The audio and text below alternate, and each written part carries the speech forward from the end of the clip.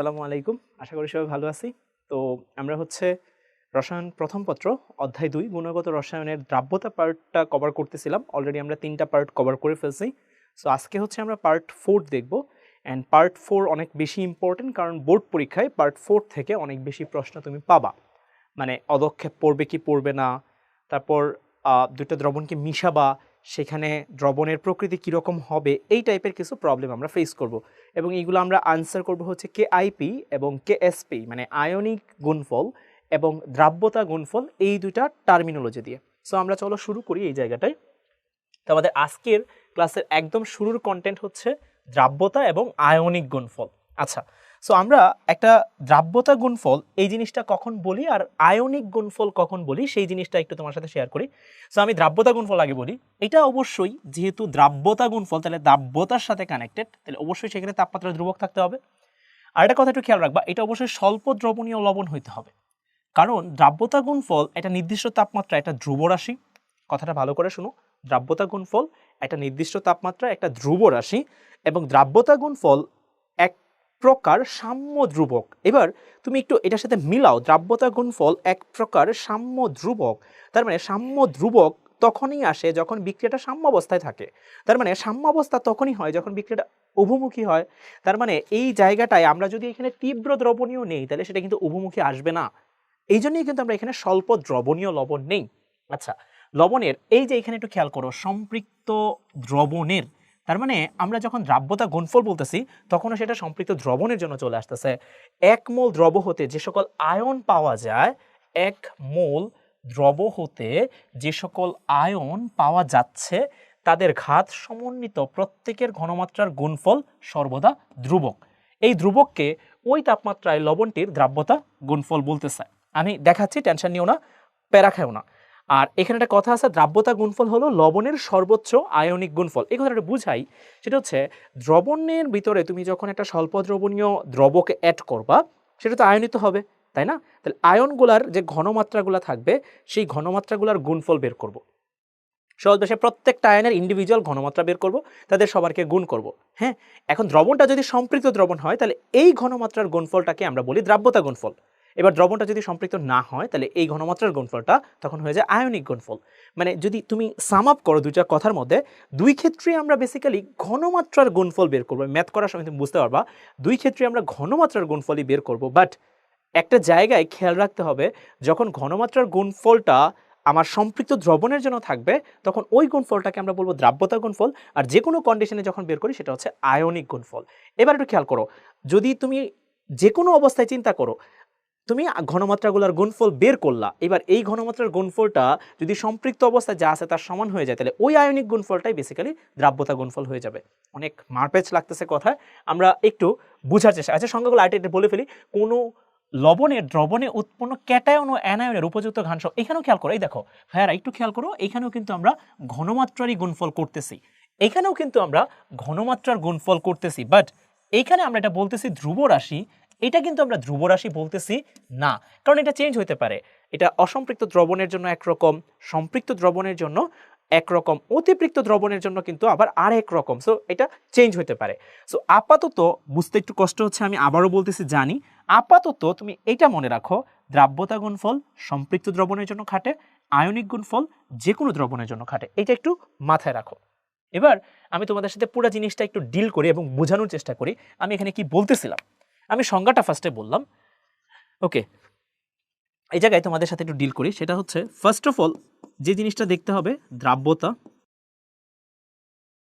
গুণফল। এটার ইংলিশটা কি? দ্রাব্যতা ইংলিশ হচ্ছে সলিউবিলিটি, সলিউবিলিটি। গুণফল ইংলিশ হচ্ছে প্রোডাক্ট। তাহলে এটাকে তুমি কি দিয়ে প্রকাশ করবা?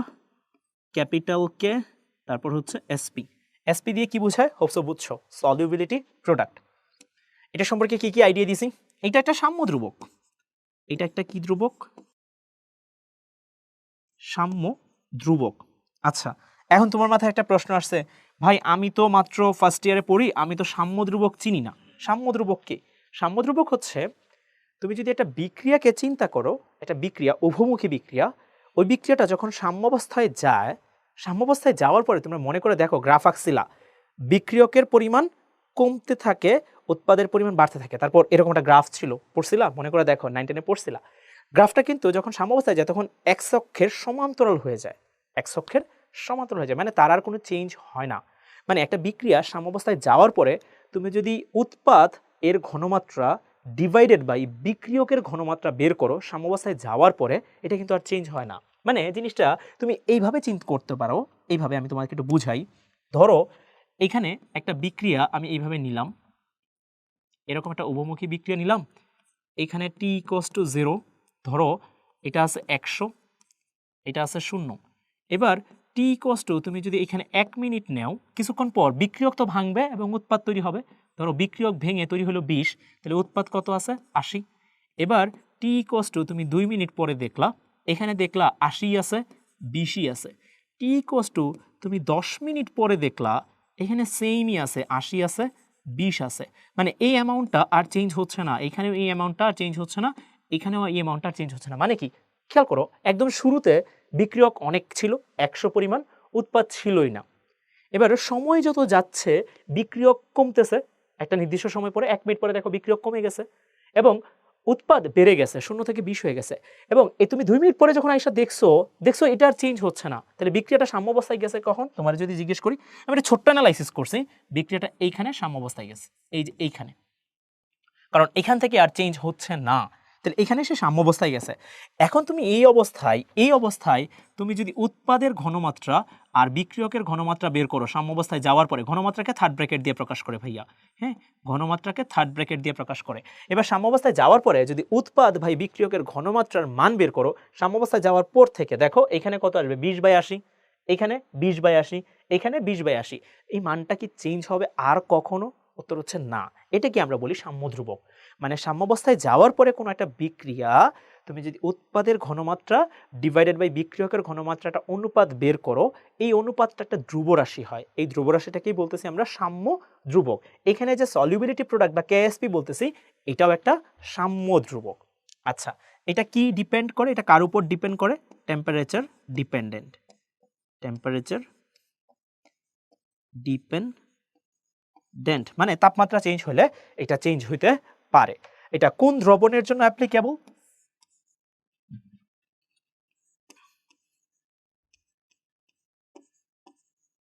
সম্পৃক্ত দ্রবণ। এটা কিন্তু তুমি যে কোনো দ্রবণের জন্য অ্যাপ্লাই করতে পারবা না ভাইয়া, এটা শুধুমাত্র সম্পৃক্ত দ্রবণের জন্য অ্যাপ্লাই করা যাবে। তাহলে দ্রাব্যতা গুণফল সম্পর্কে কিন্তু আমি অনেক আইডিয়া পেয়ে গেছি। এটা এক প্রকার সাম্য ধ্রুবক, তাপমাত্রা ধ্রুবক হইতে হবে, এটা সম্পৃক্ত দ্রবণের জন্য খাটে। এবার এটা বের করে কিভাবে?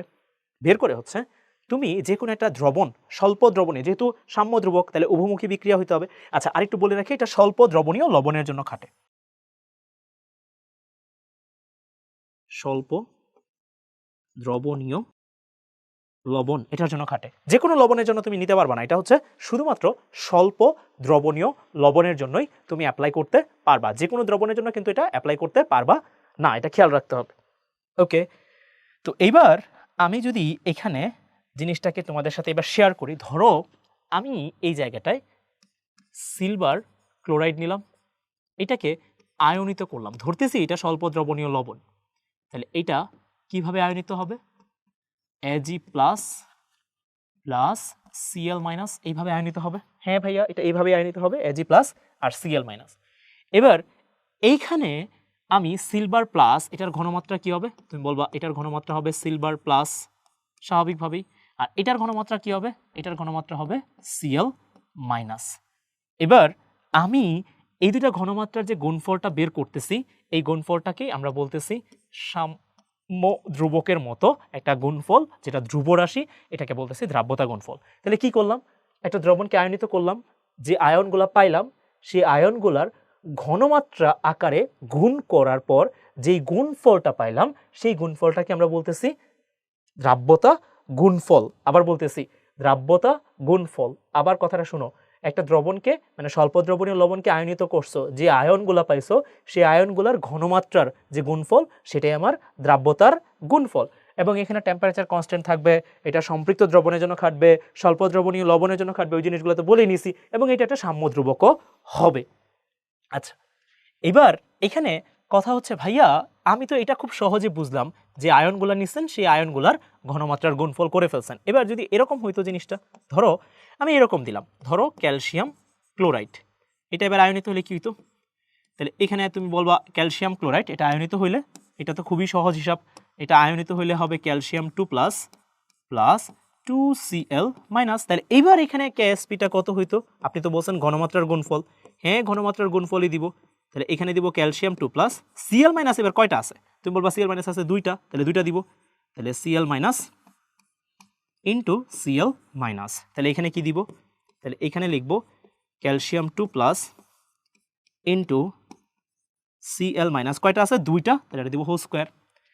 এবার এখানে একটা মজার কাহিনী তোমরা একটু খেয়াল করো, এখানে কিন্তু যে আমি ঘনমাত্রাগুলোর গুণফল নিচ্ছি, তার মানে স্বল্প দ্রবণীয় লবণ নিব, আয়নিত করব, যে আয়নগুলো পাবো সেই আয়নগুলোর ঘনমাত্রার গুণফল নিব, শেষ। এটাই হচ্ছে আমার দ্রাব্যতা গুণফল, সিম্পল হিসাব। বাট এটা খেয়াল রাখতে হবে, এই দ্রবণটা, এই যে এগুলো যে দ্রবণ নিচ্ছে এগুলো সবই কিন্তু কি দ্রবণ হবে? সম্পৃক্ত দ্রবণ হবে। আয়নিক গুণফল কি হবে সেটা পরের হিসাব, বাট এরা সবাই সম্পৃক্ত দ্রবণ হবে। এবং সম্পৃক্ত দ্রবণের ক্ষেত্রে যে আয়নগুলো পাচ্ছ সেই আয়নগুলোর ঘনমাত্রার গুণফল, ঘনমাত্রাকে থার্ড ব্র্যাকেট দিয়ে প্রকাশ করি। সো ঘনমাত্রার যে গুণফলটা হবে সেই ঘনমাত্রার গুণফলটাই হচ্ছে দ্রাব্যতা গুণফল। সো এখানে একটু বলে রাখি, ঘনমাত্রা এটাকে কোন ব্র্যাকেট দিয়ে প্রকাশ করে? থার্ড ব্র্যাকেট, এটাকে কিন্তু থার্ড ব্র্যাকেট দিয়ে প্রকাশ করে। ওকে, এবার এখানে আমি যে জিনিসটা দেখাইতে যাচ্ছি সেটা একটু খেয়াল করো। এখানে আমার একটা মোল নাম্বার কত ছিল? 2। ফাইনালি তুমি যখন অ্যান্সার লিখছো এই দুইটা কি হয়ে গেছে?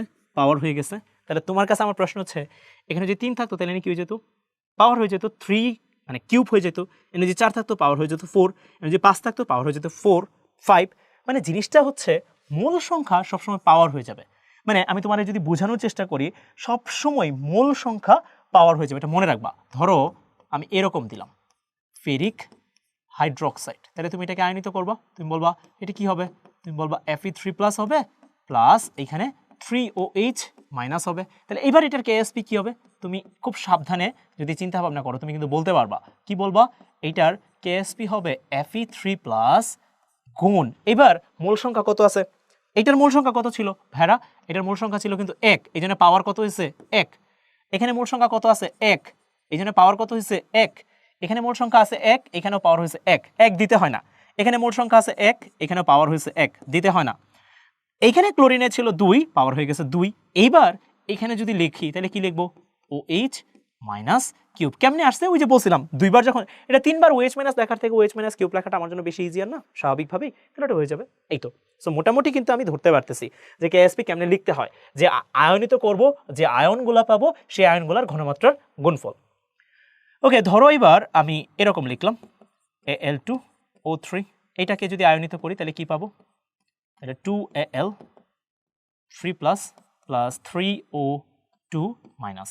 তাহলে এবার এটার কেএসপি কত হবে? তুমি বলবা এটা তো ইজি ভাইয়া, মাত্র শিখাইছেন আপনি, সিম্পল হিসাব। আমি Al যে আয়নটা আছে Al3+ লিখবো, এটা মোল আছে 2টা, স্কোয়ার দিয়ে দিব, ইন্টু O2 মাইনাস, এই আয়নটা ফার্স্টে লিখবো, এটা মোল আছে 3টা, এটা কিউব করে দিব, শেষ ভাইয়া, হয়ে গেছে। তাহলে কেএসপি কেমনে লেখে?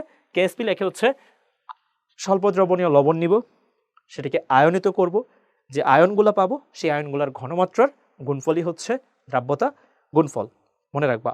আর একটা জিনিস মনে রাখবা, এটা কিন্তু একটা নির্দিষ্ট তাপমাত্রায় ধ্রুব রাশি। যদি সম্পৃক্ত দ্রবণ হয় তাহলে সেই ঘনমাত্রার গুণফলটাই কিন্তু দ্রাব্যতা গুণফল, এটা একটা ধ্রুব রাশি। তাপমাত্রা চেঞ্জ করলে কেএসপি চেঞ্জ হবে, তাপমাত্রা চেঞ্জ না করলে কেএসপি চেঞ্জ হবে না। তাপমাত্রা চেঞ্জ করলেই কেএসপি চেঞ্জ হবে, তাপমাত্রা চেঞ্জ না করলে কেএসপি চেঞ্জ হবে না। সো এই পুরা জিনিসটা যদি এখন আমরা বুঝে থাকি, এখন বেসিক্যালি আমরা এটা যেটা দেখাইতে যাচ্ছি যে বেসিক্যালি দ্রাব্যতা গুণফলগুলো কেমনে বের করে। সো ধরো আমার কাছে এরকম একটা দ্রবণ চিন্তা করো, ধরো আমি এরকম লিখলাম MXNY, হ্যাঁ, এটাকে আয়নিত করি, এটাকে আয়নিত করি MXNY, হ্যাঁ। তাহলে এবার এটাকে আয়নিত করলে আমি ধরে নিচ্ছি, এটা কিছু ধরে নিচ্ছি এখানে M হচ্ছে মেটাল, তাহলে এটা ক্যাটায়ন হবে, আর N হচ্ছে অ্যানায়ন, তাহলে এটা মানে নন মেটাল, তাহলে সেটা অ্যানায়ন তৈরি হবে। এবার এটাকে আয়নিত করলে কি রকম হবে? এটা হবে XMY+ প্লাস YNX মাইনাস, এরকম হবে, এরকম হবে। এটা আশা করি বুঝতে পারছো। এখানে এক্স সংখ্যক আছে, তাহলে এক্স মোল হয়ে যাবে, আর তার এইখানে সংখ্যাটা চার্জ হয়ে যাবে। তোমরা একটু আগে যে অ্যালুমিনিয়াম অক্সাইড আয়নিত করছো এটা দেখতে পারো, চাইলে করে দেখতে পারো। ওকে, সো এটাকে আয়নিত করলাম। এবার দ্রাব্যতা গুণফল মানে কি? আয়নগুলার ঘনমাত্রার গুণফল, আয়নগুলার ঘনমাত্রার গুণফল। তাহলে এবার ভালো করে দেখো ভাইরা, একটু ভালো করে দেখো, এটার দ্রাব্যতা যদি আমার এস হয়, তাহলে এটার দ্রাব্যতা কত হবে? তুমি বলবা এটার দ্রাব্যতা হবে এক্স এস, এটার দ্রাব্যতা কত হবে? এটার দ্রাব্যতা হবে ওয়াই এস। ভাই এটা একটু কঠিন মনে হচ্ছে আমার কাছে, আমি বুঝতেছি না। হ্যাঁ, নাই বুঝতে পারো, সমস্যা নাই, দেখো বুঝাই। ধরো সিলভার ক্লোরাইড, এটা দিয়ে বুঝাই, তাহলে এটা কি হবে? তুমি বলবা এজি প্লাস, আর কি হবে? CL minus. এবার এই সিলভার ক্লোরাইডের দ্রাব্যতা যা হবে, সিলভার প্লাসের দ্রাব্যতাও তাই হবে, সিএল মাইনাসের দ্রাব্যতাও তাই হবে। এবার আমি ওই যে কিছু এক্সাম্পল দেখাইতেছি যাতে তোমাদের জন্য বুঝতে সুবিধা হয়। এবার ধরো আমি এইখানে ক্যালসিয়াম ক্লোরাইড নিলাম, এটাকে আয়নিত করলাম, এটা লিখলাম calcium 2 plus plus 2Cl minus. এবার তোমার যদি জিজ্ঞেস করি ভাইয়া, এখানে এইটার দ্রাব্যতা যদি এস হয়, তাহলে ক্যালসিয়াম 2 প্লাস এটার দ্রাব্যতা কত? তুমি বলবা এখানে মোল আছে 1, তাহলে এটা হবে এস, এখানে মোল আছে 2, তাহলে এটা হবে তার ডাবল, তাহলে এটা হবে 2s। তুমি কি ধরতে পারতেছো কিছুটা? হ্যাঁ ভাইয়া ধরতে পারতেছি, আরেকটু বুঝান, তাহলে আমার জন্য আরেকটু সহজ হয়। একটু আগে যেটা করলেন সেটা একটু লেখেন তো ভাই, Al2O3, এটা একটু করেন তো। হ্যাঁ চলো করি। এখানে লিখবো 2Al3 plus plus 3O2 minus. তাহলে এবার তোমাকে যদি জিজ্ঞেস করা হয় ভাইয়া এইটার দ্রাব্যতা যদি আমার এস হয়, তাহলে এইটার দ্রাব্যতা 2s হবে এবং এইটার দ্রাব্যতা 3s হবে। আমি আশা করি বুঝতে পারতেছি জিনিসগুলা। এখানে এই জিনিসটাই ওইখানে লিখছি, একটু খেয়াল করো, 2x তারপর 3 তারপর y, দেখো এটা লিখে ফেলছি।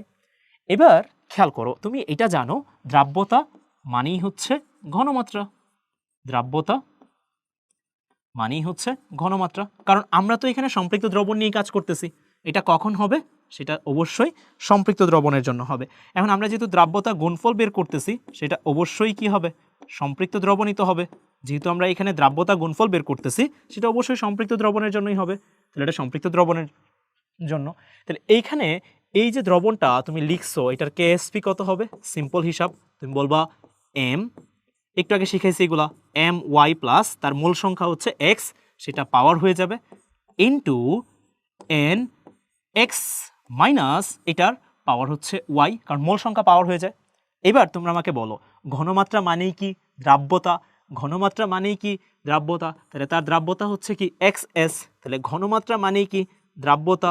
তাহলে এক্স এস পাওয়ার হচ্ছে এক্স, ইন্টু ঘনমাত্রা মানেই কি? দ্রাব্যতা, তাহলে ওয়াই এস এর পাওয়ার কি হবে? ওয়াই। তাহলে এবার এখানে কি লিখতে পারি? X to the power x, s to the power x, into y to the power y, into s to the power y. এখন এটাকে একটু মডিফাই করে ফেলি, x to the power x, Y to the power Y, s গুণের সময় power base same, power যোগ হবে, তাহলে এস আর এস সেম বেস, তাহলে এক্স প্লাস ওয়াই হয়ে যাবে। মানে হচ্ছে এটা যে কোনো একটা স্বল্প দ্রবণীয় লবণের জন্য কেএসপির standard form, X to the power x, Y to the power Y, S to the power X plus Y, standard form. এটা কিভাবে লিখছি জিনিসগুলো জাস্ট বোঝার চেষ্টা করো। এটা এস হলে এটা এস হবে, এটা 2s হবে, এনে যদি 3 থাকতো 3s হতো, 4 হলে 4s হতো, ওইভাবে লিখি জিনিসটা। আর মোল কিভাবে পাওয়ার হয় সেটা কিন্তু তোমাদেরকে একটু আগে আমি এটা এক্সপ্লেইন করছি। যদি এটুকু সব বুঝে থাকি, চলো এবার আমরা একটা ছোট্ট একটা প্রশ্ন সলভ করে ফেলি। দেখো এই জায়গাটায় এদের দ্রাব্যতা গুণফল বের করতে বলছে, আমি কিছু গাইডলাইনও দিব তোমাদেরকে, টেনশন নেই। সো এইখানে যে যৌগটা দিছে সেটা হচ্ছে PB3ASO4, তারপর এখানে আছে 2 ASO4, তারপর এখানে আছে কি 2। এখানে এবার কেএসপিটা কেমনে বের করবা? এই যে এখানে যে 3টা আছে না ভাইয়া, এই যে 3টা লিখছো না, এই যে 3টা লিখছো না, এই 3টা হচ্ছে এক্স এর ভ্যালু। এই যে এখানে 2টা লিখছো না, এই 2টা হচ্ছে ওয়াই এর ভ্যালু। কেমনে বুঝলেন ভাইয়া? একটু আগে লিখলাম তো mx and y। এবার মিলাও এটার সাথে মিলাও, এক্স এর ভ্যালু 3, ওয়াই এর ভ্যালু 2, তাহলে এটার কেএসপি কত হবে? তুমি বলবা এটার কেএসপি তো একটু আগে আমাকে বের করে দেখাইছেন, আপনি একটু আগে দেখাইছেন। ফর্মুলাটা কি ছিল? X to the power x, আমার উপর আমি, তোমার উপর তুমি, এস এর উপর আমি আর তুমি, এরকম। তাহলে এক্স এর উপর এক্স, ওয়াই এর উপর ওয়াই, এস এর উপর আমি আর তুমি।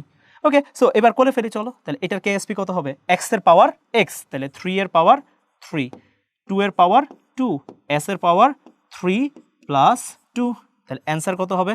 এটা হবে 27, এটা হবে 4, এটা হবে এস এর পাওয়ার 5, তাহলে অ্যান্সার কি হবে? 108 এস টু দি পাওয়ার 5। এবার দেখো এসটা দেওয়া আছে প্রশ্নের মধ্যে, দেখো এসটা দেওয়া আছে, এই যে দেখো ভাইয়া এটা দেওয়া আছে কিন্তু এস দ্রাব্যতা দেওয়া আছে, তাহলে 108 into s to the power 5, তাহলে 108 into 2.04 into 10 to the power -3 এর পাওয়ার 5, তাহলে এখানে কত আসছে? 3.81 ইন্টু 10 টু দি পাওয়ার -12, এই যে। এবং দেখো এস এর পাওয়ার 5, এস এর পাওয়ার কি 5, তাহলে এটার ইউনিটটা কি আসবে? এস এর পাওয়ার যেহেতু 5, এস মানে তো মোল পার লিটার, এস মানে কি আমরা পড়ছি দ্রাব্যতা মানেই মোল পার লিটার, তাহলে এর পাওয়ার কি হবে? মোল পার লিটার, এর পাওয়ার 5, তাহলে কি হবে? মোলের পাওয়ার 5 লিটারের পাওয়ার -5। দেখো ইউনিটটাও ভালো করে দেখো, মোলের পাওয়ার 5 লিটারের পাওয়ার -5, এই যে চলে আসছে। এবার ভাইয়া আপনি তো এতক্ষণ ধরে আমাকে শুধুমাত্র দ্রাব্যতা গুণফলগুলাই শিখাইলেন, এই যে এইখানে আপনি আমাকে দ্রাব্যতা গুণফলগুলো শিখাইলেন, এখানেও আপনি আমাকে দ্রাব্যতা গুণফলগুলাই শিখাইলেন। প্রশ্ন হচ্ছে ভাইয়া আমি আয়নিক গুণফল কেমনে বের করব? আয়নিক গুণফল বের করার টেকনিকটা হচ্ছে, যদি তুমি আয়নিক গুণফল বের করতে চাও এই ঘনমাত্রা সমান দ্রাব্যতা লিখতে পারবে না। মানে কি জিনিসটা? এই যে দেখো তুমি যখন লিখতেছো এই জায়গাটায়, এই যে এই জায়গাটায়, এই যে দেখো এই ঘনমাত্রার জায়গায় তুমি কি বসায় দিছো? এখানে তুমি দ্রাব্যতা বসায় দিছো, এখানে তুমি ঘনমাত্রার জায়গায় কি বসায় দিছো? দ্রাব্যতা বসায় দিছো। এটা শুধুমাত্র দ্রাব্যতা গুণফল বলেই এটা পসিবল হইছে, আয়নিক গুণফল হলে এটা করতাম না। নর্মালি আয়নগুলার ঘনমাত্রার গুণফল বের করতাম, সিম্পল। মানে দ্রাব্যতা গুণফল আর আয়নিক গুণফলের পার্থক্যটা হচ্ছে, দ্রাব্যতা গুণফল বের করার সময় ঘনমাত্রা সমান দ্রাব্যতা লিখতে পারবা, আর আয়নিক গুণফল করার সময় তুমি আয়নগুলার ঘনমাত্রা বের করবা। নিয়ম তাই, আয়নগুলার ঘনমাত্রা নিব, গুণফল করব, মূল সংখ্যা থাকলে সেটা পাওয়ার হয়ে যাবে, সিম্পল নিয়ম, সব নিয়ম সেম। বাট পার্থক্যটা কি? পার্থক্যটা হচ্ছে আয়নিক গুণফল তুমি যে কোনো কন্ডিশনে বের করতে পারবা, অসম্পৃক্ত দ্রবণের জন্য বের করতে পারবা, সম্পৃক্ত দ্রবণের জন্য বের করতে পারবা, অতিপৃক্ত দ্রবণের জন্য বের করতে পারবা, 3 দ্রবণের জন্যই তুমি আয়নিক গুণফল বের করতে পারবা। বাট দ্রাব্যতা গুণফল শুধুমাত্র সম্পৃক্ত দ্রবণের জন্য বের করতে পারবা। বুঝাইতে পারছি আশা করি, সবাই বুঝছো এই দুজনের পার্থক্যটা? সো ভালো করে এটা বুঝতে হবে, যদি না বুঝো সমস্যা নাই, আমরা এখানে আস্তে ধীরে একটু আগাই। দেখো এটা কিন্তু এই যে বুয়েটের একটা ম্যাথ। সো এখানে কি বলছে প্রশ্নটা একটু খেয়াল করো, সিলভার কার্বনেট এর কেএসপি দেওয়া আছে, তো আমরা একটু লিখি সরি, Ag2CO3, এটা একটা যৌগমূলক, তাহলে এখানে আছে 1 সিলভার কার্বনেট, তাহলে এখানে x এর ভ্যালু কত? তুমি বলবা এটা হচ্ছে আমার x এর ভ্যালু, এটা হচ্ছে আমার y এর ভ্যালু, ওকে সিলভার কার্বনেট। তাহলে এবার এটার কেএসপিটা কত হবে? তুমি বলবা কেএসপি তো অনেক ইজি হয়ে গেছে, x two the power x, y two the power y, s এর পাওয়ার x প্লাস y, এটা হবে কেএসপি। এটা কি হবে? এটা হবে আমার কেএসপি, এই সিলভার কার্বনেটের হইলো এটা। এবার কপার কার্বনেট, সো আমরা কপার কার্বনেটে চিন্তা করি, কপার কার্বনেট, কার্বনেট এটা যৌগমূলক। এবার এখানে কত কত আছে? এখানে আছে 1, এখানেও আছে 1, তার মানে এটা হচ্ছে আমার x এর ভ্যালু, এটাও আমার কার ভ্যালু, এটা আমার y এর ভ্যালু, দুইটা ভ্যালু কিন্তু সেম এই জায়গাটায়। তাহলে এখানে যদি আমরা কেএসপি বের করি, তুমি বলবা এটা তো ইজি হয়ে গেল, 1 এর পাওয়ার 1, আবার 1 এর পাওয়ার 1, আবার s এর পাওয়ার 1 প্লাস 1, তাহলে এটা হচ্ছে আমার কেএসপির ভ্যালু কপার কার্বনেটের। এটা কিন্তু দেওয়া আছে প্রশ্নে, খেয়াল করে দেখো কপার কার্বনেটের কত দেওয়া আছে? 2.5 ইন্টু 10 টু দি পাওয়ার -10, আর এই জায়গায় এটা কিন্তু ভ্যালু দেওয়া আছে 8.2 ইন্টু 10 টু দি পাওয়ার -12, দুইটা কেএসপি দেওয়া আছে। প্রশ্নে কি চাইছে? কোন কার্বনেটটির দ্রাব্যতা কম, কোন কার্বনেটটির দ্রাব্যতা কম উল্লেখ করো। তাহলে এইখানে আমি যেহেতু এটা প্রথম, তাহলে S1 লিখলাম, এটা আরেকটা, এটা S2 লিখলাম, দুইটা কার্বনেট আছে। এবার দুইটা কার্বনেট থেকে এখানে S1 আর S2 বের করবো, যেহেতু এটা কম সেটা অ্যান্সার হবে, শেষ হিসাব। তাহলে এখানে কি লিখবো?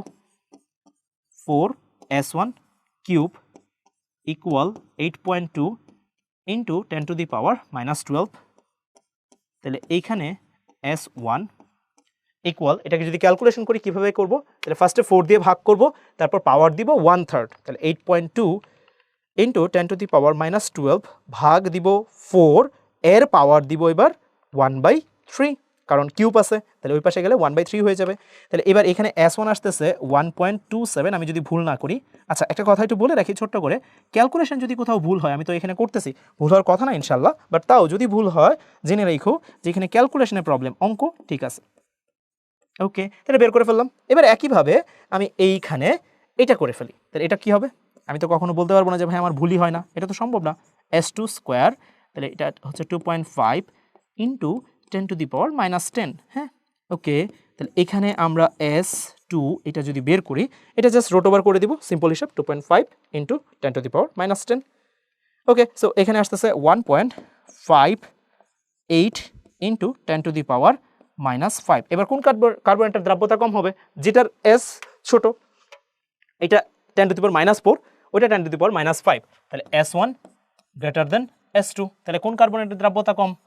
এটা তো বড়, 10⁻⁴, তার মানে দশমিকের পরে এখানে যতটা শূন্য হবে এখানে কিন্তু তার থেকে বেশি শূন্য হবে, 10⁻⁵ এটা, তাহলে এটা ছোট বেশি, তাহলে এই কার্বনেটের দ্রাব্যতা কম। তাহলে কোন কার্বনেটের দ্রাব্যতা কম? কোন কার্বনেটের উত্তর কি হবে?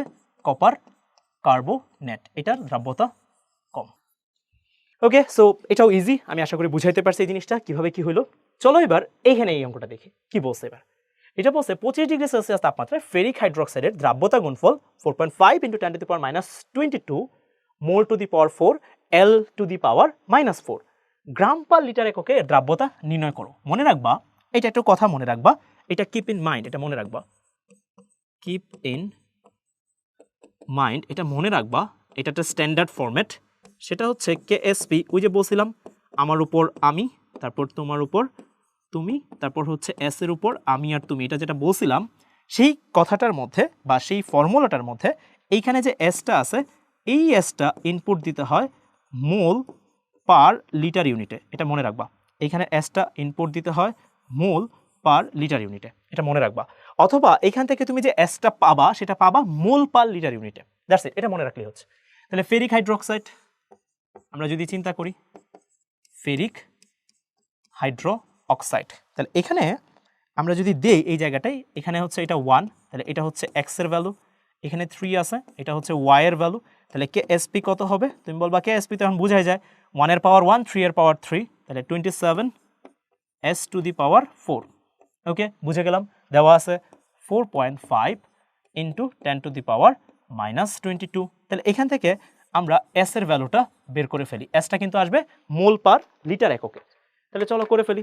তাহলে ফার্স্টে 27 দিয়ে ভাগ করব, তাহলে 4.5 ইন্টু 10 টু দি পাওয়ার -22 ভাগ 27, ভাগ করলাম 27 দিয়ে, এর পাওয়ার দিব হচ্ছে 1/4। তাহলে S এর ভ্যালু আসতেছে এই জায়গাটায় 2.02 into 10 to the power -6 mole per litre. এটা বের করতে বলছে গ্রাম পার লিটার। আরেকটা একবার ক্যালকুলেশনটা চেক দিই, 4.5 ইন্টু 10 টু দি পাওয়ার -22 ভাগ 27, এর পাওয়ার হচ্ছে 1/4। ওকে, 2.2002, হ্যাঁ, ইন্টু 10। এবার এটাকে গ্রাম পার লিটার এককে কনভার্ট করতে হবে। সো তোমাদেরকে শিখাইছিলাম, এটা আমি মনে হয় একদম শুরুর দিকে পড়াইছিলাম, আমার যতটুকু মনে পড়ে, মোল পার লিটার থেকে গ্রাম পার লিটারে যদি যাইতে চাও তার আণবিক ভর দিয়ে গুণ করতে হয়। তাহলে ফেরিক হাইড্রোক্সাইড, এটার আণবিক ভর বের করতে হবে। চলো বের করে ফেলি। এর ক্যাপিটাল M কত হবে? হাইড্রোক্সাইড, তাহলে এর ক্যাপিটাল M। হ্যাঁ, আয়রনের ভর আমি ধরে নিচ্ছি 56, যদিও 56 না, 55.85, বাট আমি ধরে নিচ্ছি 56, প্লাস এটা হচ্ছে 17 গুণ 3, 3 17 51 হবে। হ্যাঁ, তাহলে এটা কত হবে? 56 প্লাস 51 ফেরিক হাইড্রোক্সাইড, তাহলে কত আসতেছে? 6 আর 1 7, 5 5 10। ঠিকঠাক লিখছি তো? সব কিছু মনে হয় ঠিকঠাকই লিখছি। ফেরিক হাইড্রোক্সাইড 16 আর 1 17, 3 দিয়ে গুণ করব, 3 17 51, 17 ইন্টু 3 প্লাস হচ্ছে 56, তাহলে হচ্ছে 107। তাহলে এটাকে জাস্ট গ্রাম পার লিটারে কনভার্ট করে ফেলবো, তাহলে 107 দিয়ে গুণ করে দিব, 107 দিয়ে গুণ করে দিলে এটা গ্রাম পার লিটার এককে চলে যাবে। তা into 2.02 into 10 to the power -6, তাহলে এটা কত আসতেছে? এটা আসতেছে 2.1614 into 10 to the power -4 gram per litre. That's it. So এটা কিন্তু আমরা খুব সহজেই করতে পারতেছি, 2.1614 into 10 to the power -4 gram per litre. আশা করি বুঝছি অঙ্কটা, এতগুলো অঙ্ক যেগুলো করতেছি সবই আশা করি বুঝছি। জিনিসগুলো একটু ঠান্ডা মাথায় চিন্তা করলে ইনশাল্লাহ তোমরা বুঝবা এবং পারবা। ওকে, সো এবার আমরা এইখান থেকে কিছু অ্যাপ্লিকেশন খেয়াল করি। খেয়াল করো, তোমাদেরকে বলছিলাম আমি, তোমাদের মনে থাকার কথা, যে আমি আয়নগুলার ঘনমাত্রার গুণফল আমি সবসময় বের করতে পারবো আয়নিক গুণফলের জন্য। মনে করে দেখো, আমি যখন ইচ্ছা তখনই বের করতে পারবো আয়নগুলার গুণফল। ঘনমাত্রার গুণফল ইনফ্যাক্ট। হ্যাঁ, আচ্ছা এবার চিন্তা করো, তোমরা ঠান্ডা মাথায় চিন্তা করো, ধরো তুমি একটা সম্পৃক্ত দ্রবণ নিলা, সম্পৃক্ত দ্রবণ, এখানে যে আয়নগুলো আছে সেগুলোর ঘনমাত্রার গুণফল বের করলা, এটার অ্যান্সারটা কার সমান হবে? কারণ তুমি বলতেছো সম্পৃক্ত দ্রবণ যে আয়নগুলো আছে, সম্পৃক্ত দ্রবণে আয়নগুলোর ঘনমাত্রার গুণফল যদি আমরা দ্রাব্যতা গুণফল বলি, তাহলে তুমি যদি সম্পৃক্ত দ্রবণে আয়নগুলোর ঘনমাত্রার গুণফল বের করো এবং সেটা যদি আয়নিক গুণফল বলো, ওই আয়নিক গুণফলের আরেকটা নামই কি হবে? দ্রাব্যতা গুণফল, কারণ এটা সমান হবে। বুঝো, ভালো করে বুঝো, সমান হবে না? হ্যাঁ, সমান হবে। এবার যদি ধরো তুমি একটা দ্রবণ নিলা, সেখানে আয়নগুলোর ঘনমাত্রার গুণফল বের করলা এবং দেখলা এটা দ্রাব্যতা গুণফল থেকে বেশি, তার মানে কি দ্রাব্যতা গুণফল সম্পৃক্ত দ্রবণের জন্য, সম্পৃক্ত দ্রবণে যতটুকু থাকা উচিত আয়নগুলোর ঘনমাত্রা তার থেকে বেশি আসে বলেই তো আয়নিক গুণফলটা বেশি আসছে, তাহলে ওইখানে বেশি আছে, তাহলে ওই জায়গাটায় কি পাওয়া যাবে? যতটুকু থাকা উচিত তার থেকে বেশি আছে, তাহলে ওই জায়গায় কি পাওয়া যাবে? অদক্ষেপ পাওয়া যাবে। তাহলে কেআইপি যদি কেএসপি থেকে বড় হয়, এখানে কিন্তু অদক্ষেপ পাওয়া যাবে।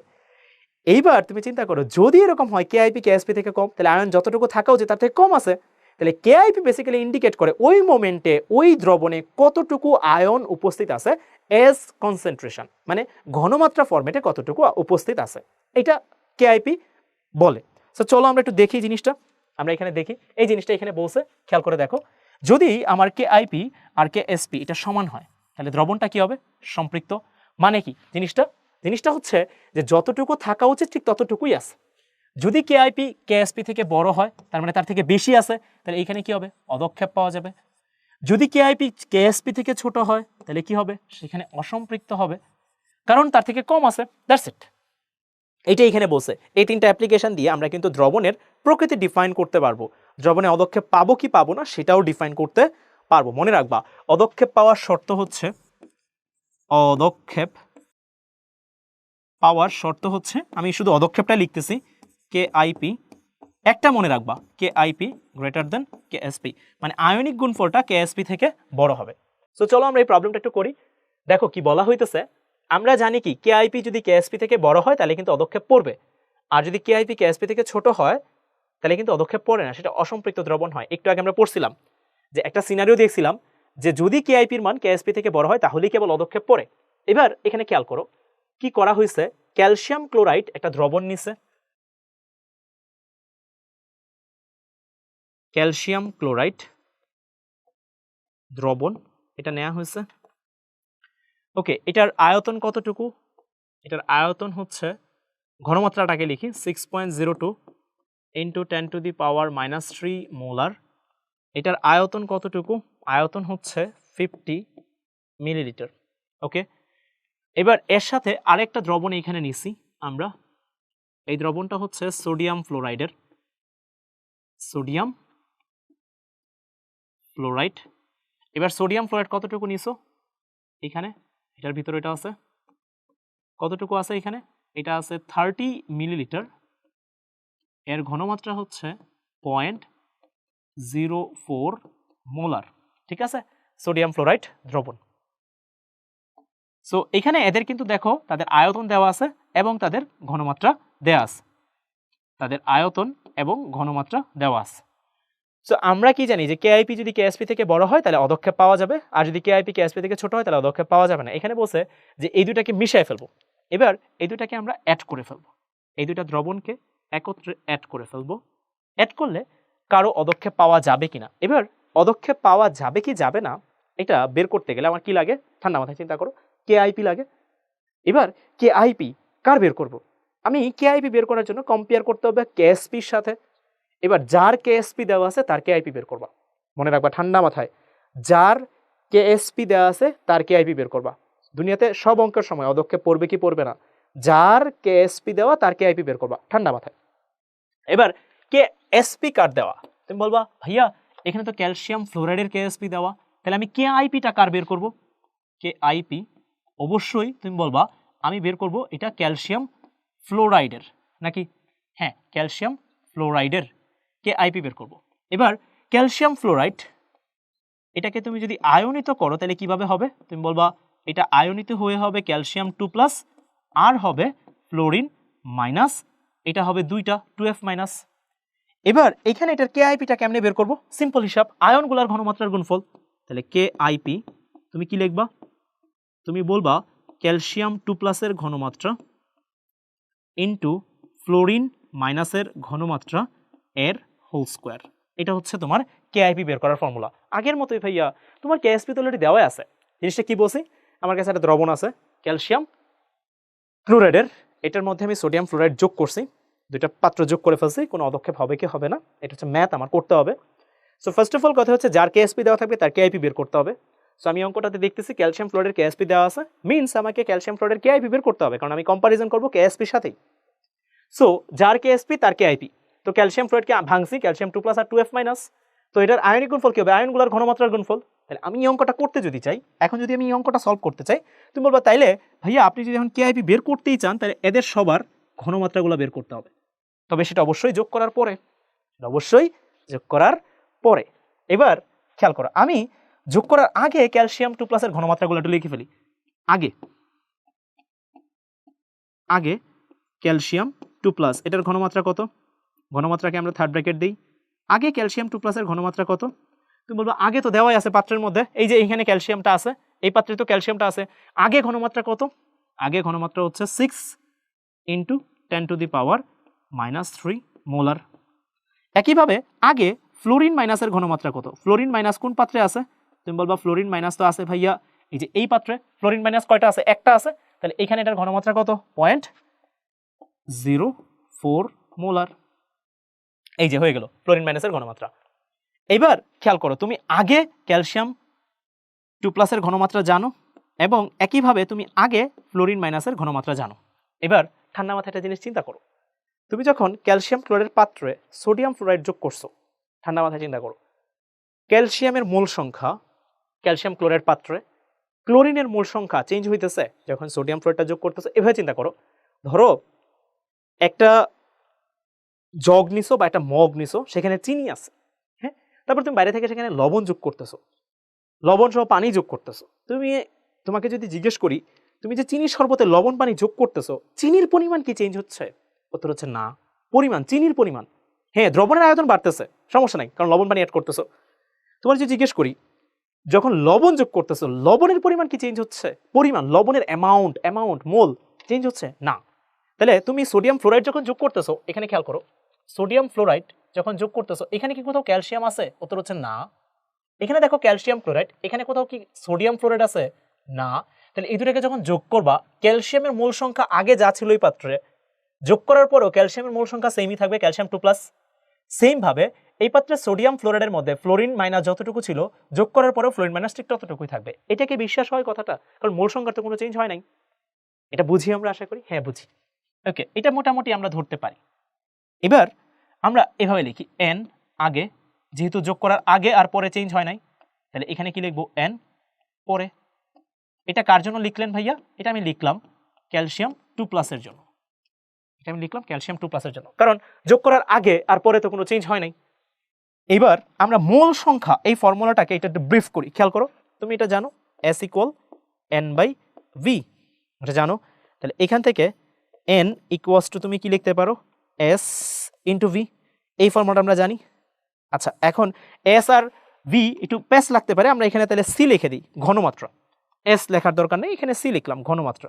C মানে কনসেন্ট্রেশন, তার মানে মোল সংখ্যা = ঘনমাত্রা ইন্টু আয়তন, মোল সংখ্যা = ঘনমাত্রা ইন্টু আয়তন। বাট একটু খেয়াল রাখতে হবে, এখানে ভিটা কিন্তু লিটার ইউনিটে, কোন ইউনিটে, লিটার ইউনিটে, এটা মনে রাখবা। তার মানে আমি যেটা বলতেছি, সোডিয়াম ফ্লোরাইড আর ক্যালসিয়াম ক্লোরাইড যখন যোগ করতেছো তাদের মোল সংখ্যার কোনো চেঞ্জ হচ্ছে না, তাহলে মোল সংখ্যা যোগ করার আগে আর যোগ করার পরে সেম। তাহলে এই জায়গাটায় একটু দেখো ঠান্ডা মাথায়, তাহলে আমি যদি বলি যোগ করার আগে মোল সংখ্যা আর যোগ করার পরে মোল সংখ্যা সেম, তাহলে C1V1 = C2V2, এটা কিন্তু ভাইয়া পরে, এটা বসাইছি সব পরের। এবার আমার কিন্তু পরের ঘনমাত্রাটা লাগবে, আগের ঘনমাত্রা কিন্তু আমি জানি, আগের ঘনমাত্রা কিন্তু আমি জানি। তাহলে ক্যালসিয়াম 2+ এর আগের ঘনমাত্রা কত তুমি সেটা জানো, সেটা তুমি অলরেডি জানো। আগের আয়তন কত সেটাও তুমি জানো, আগের আয়তন সেটাও তুমি জানো। ওকে, সো চলো ইনপুট দিয়ে দিই। তাহলে আগের ঘনমাত্রা কত, তুমি বলবা 6 × 10⁻³ আগের ঘনমাত্রা, ইন্টু আয়তন, আয়তন 50 ml, তাহলে 50, এটাকে লিটারে দিতে হবে, তাহলে 50/1000। যোগ করার পরে ঘনমাত্রা তুমি বের করবা, তুমি জানো না, এটাই তোমার লাগবে। এই যে ভাইয়া বলছিলাম এটা কিন্তু পরে, এটা অবশ্যই পরে, কারণ যোগ করছো, তাহলে পরে আয়নগুলার ঘনমাত্রার গুণফল যোগ করার পরে, এটাও কি লাগবে, পরে, দুইটাই কিন্তু লাগবে তোমার পরে। ওকে, সো C2 এবার V2 পরের আয়তন কত দুটো যদি যোগ করে দাও তুমি বলবা এখানে আছে ভাইয়া 50 আর এখানে আছে 30, এখানে আছে 30, তাহলে এবার পরের আয়তন কত হবে যোগ করার পরে? তাহলে হবে 80 মিলিলিটার, তাহলে লিটারে নিতে গেলে 1000 দিয়ে ভাগ করে দিব, তাহলে 80 ডিভাইড বাই 1000। তাহলে এখান থেকে তুমি কিন্তু খুব সহজেই যোগ করার পরে ক্যালসিয়াম 2+ এর পরের যে ঘনমাত্রাটা সেটা তুমি পেয়ে গেলা। ক্যালসিয়াম 2+ এনে আমি লিখে রাখি পরে, তাহলে এখানে কিন্তু ক্যালকুলেশন করে বের হয়ে যাবে, এইখানে 1000 এখানে 1000 কাটাকাটি যাবে, তাহলে চলো করে ফেলি। তাহলে কত হবে? চলো 6 × 10⁻³ × 50 ডিভাইডেড বাই 80। তাহলে এখানে ক্যালকুলেশন করলে কত আসবে? 3.75 × 10⁻³ মোলার। তাহলে এখানে দেখো আমরা কিন্তু বের করে ফেললাম এই জিনিসটা। এটা কেমনে লিখতে পারছি যে আগে সমান পরে, কারণ আমি বলছিলাম সোডিয়াম ফ্লোরাইড যোগ করতেছি ক্যালসিয়াম ফ্লোরাইড পাত্রে, তাহলে ক্যালসিয়ামের তো মোল সংখ্যার কোনো চেঞ্জ হচ্ছে না, যা ছিল তাই আছে, আমি ক্যালসিয়ামের তো মোল সংখ্যার কোনো চেঞ্জ দেখতেছি না। এবার যখন তুমি এটা যোগ করতেছো ফ্লোরিন মাইনাসের মোল সংখ্যার কি কোনো চেঞ্জ হচ্ছে? উত্তর হচ্ছে না ভাইয়া, ফ্লোরিন মাইনাসের মোল সংখ্যারও কোনো চেঞ্জ হচ্ছে না। তাহলে এবার আমরা এইখানে n আগের মতোই, ফ্লোরিন মাইনাসের ক্ষেত্রে যদি লিখি n পরে, এবং এটা যদি লিখি ফর ফ্লোরিন মাইনাস, সমস্যা? তুমি বলবা না ভাইয়া এটা ফ্লোরিন মাইনাসের জন্য লিখলে কোনো সমস্যা আমার থাকতেছে না, কারণ ফ্লোরিন মাইনাসের মোল সংখ্যার কোনো চেঞ্জ হয় নাই তো, তাহলে আমরা এই ফর্মুলা ইউজ করতে পারি C × V। লিখে ফেলি, চলো লিখে ফেলি। আগে ঘনমাত্রাটা বের করে নিছি কিন্তু, C1V1 = C2 V2, এই যে আগের সব ডেটা আমরা আগে থেকেই জানি, আগের ডেটা আমরা আগে থেকেই জানি। সো মানগুলো বসাই দিবার চলো।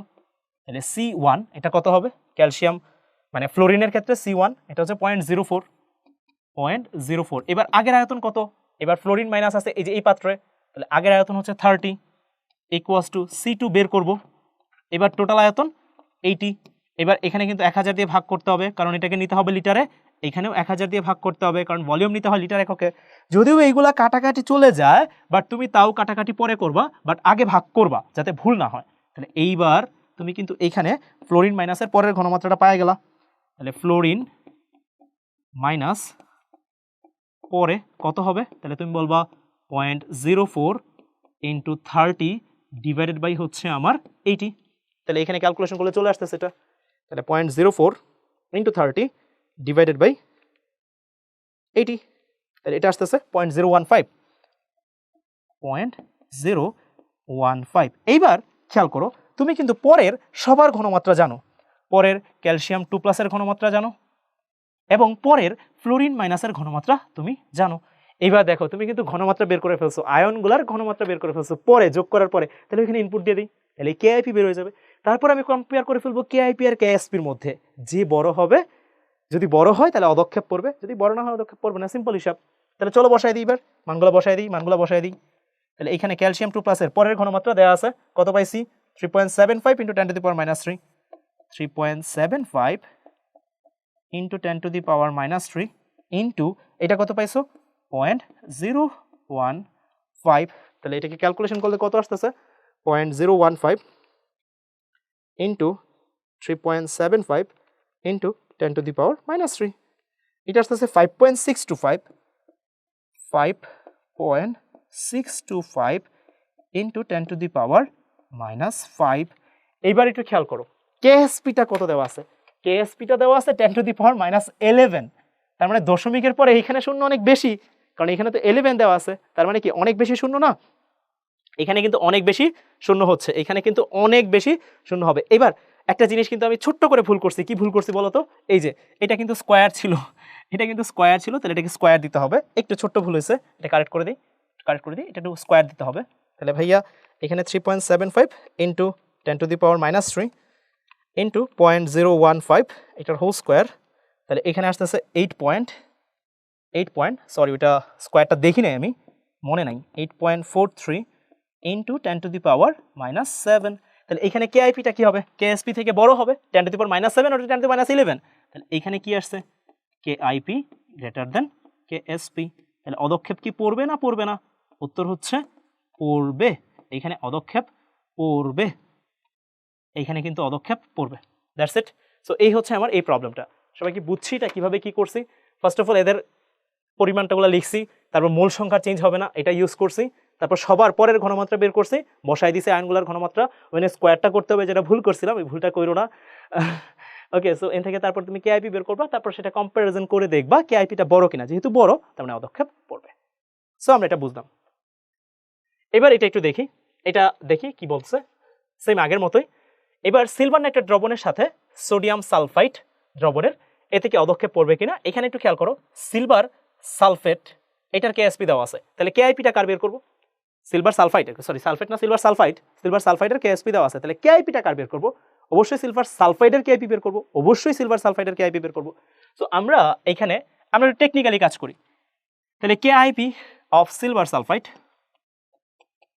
কেআইপি অফ সিলভার সালফাইড এটা বের করব। আমি বলছিলাম যার কেআইপি যার কেএসপি তার কেআইপি Ag2S, এটাকে আয়নিত করলে 2Ag plus plus S2 minus, এটা হচ্ছে Ag2S এর। তাহলে এটার কেআইপি কত হবে? তুমি বলো এখানেও কিন্তু আগের মতো ভুল করা যাবে না, আমি কিন্তু আগের অঙ্কে একটা ভুল করছিলাম। ভুল মানে কি? মিস্টেক এটা আর কি। এস এটা পার্থক্য আছে কি ভুল আর মিস্টেকের, যাই না, যাই হোক। সো S2 মাইনাস, ওকে, সো Ag2S Ag প্লাসের হোল স্কয়ার আর হচ্ছে S2 মাইনাস। এবার খেয়াল করো, আমরা Ag প্লাসের ক্ষেত্রে বের করে ফেলি আগে আর পরে, ওই যে ওইভাবে লিখে ফেলি। তাহলে C1 V1 equal C2 V2, এটা একটু আগের মতোই সিম্পল চিন্তা করো, মূল সংখ্যার কিন্তু কোনো চেঞ্জ হবে না। তাহলে C2 বের করব, তাহলে C1 V1 divided by V2, এটা হচ্ছে আমি সিলভার প্লাসের জন্য চিন্তা করতেছি, সিলভার প্লাস পরে। এবার আমরা একেবারে লিখে ফেলি, চলো। তাহলে এবার C1 সিলভার প্লাসের আগের ঘনমাত্রা কত? এই যে এটা আগের 1.3 ইন্টু 10 টু দি পাওয়ার -3। এবার V1 আয়তন কত? 200, এটাকে লিটারে নিতে হবে। আচ্ছা, দুইটাই মিলিলিটার আছে, সো লিটারে কিছু নাই, আর দুইটা যোগ করে দিব, তাহলে এখানে হচ্ছে 200 আর এখানে হচ্ছে 100, তাহলে টোটাল কত হবে যোগ করার পরে? 300, তাহলে ডিভাইডেড বাই কত হবে? 300। আগেরটা যদি বুঝে থাকো এটা এখন বোঝা উচিত। এবার আমরা এখানে সিলভার প্লাসের পরের ঘনমাত্রাটা বের করে ফেললাম, তাহলে চলো ক্যালকুলেশনটা করে ফেলি।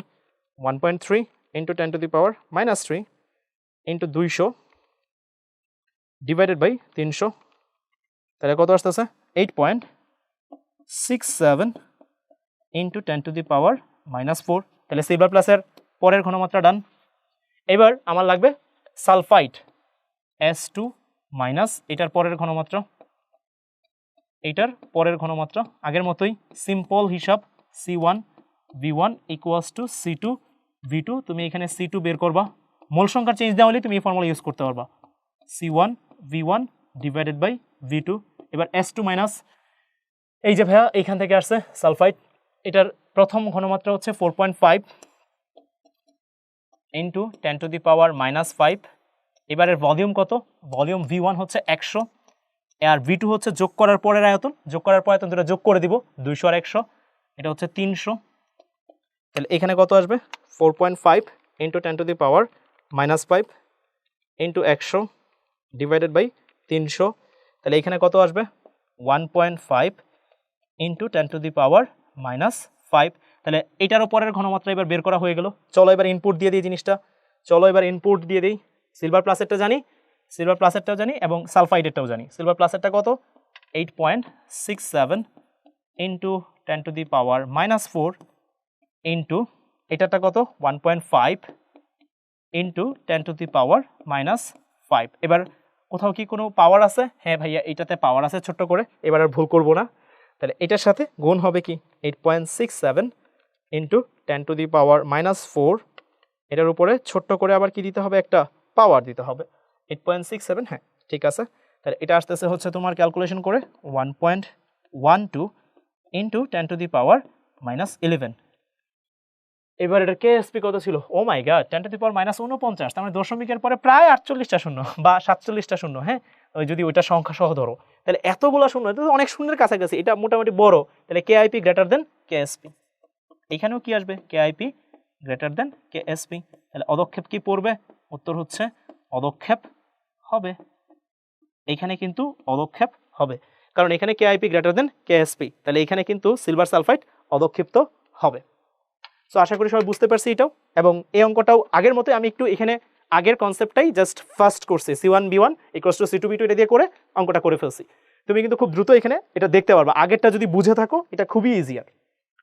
সো দ্যাটস ইট, এই হচ্ছে আমাদের ক্লাস। সো আশা করি সবাই বুঝছো। সো সবাই সুস্থ থাকো, সুন্দর থাকো, ভালো থাকো। আল্লাহ হাফেজ, আসসালামু আলাইকুম।